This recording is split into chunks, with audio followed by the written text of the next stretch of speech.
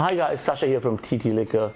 Today I wanted to introduce one of our new drinks from our new cocktail menu for the Masterclasses.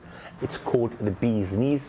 For this, we hooked up with our friends from Broker's Gin, and it's just the perfect pairing for this little beauty of a cocktail. It's sweet, it's sour, it has honey in it, and gin. What's there not to like? So have fun, I hope you like it. Enjoy.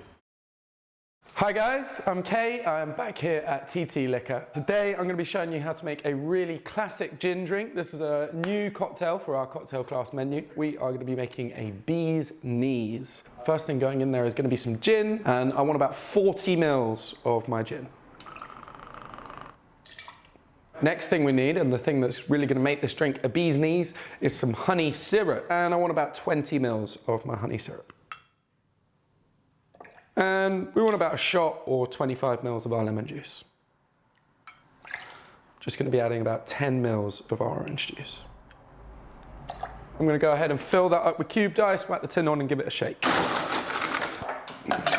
There we go, put my tin on at an angle, big old smack to seal it. And we give that a shake for around about 10 seconds. Here we go.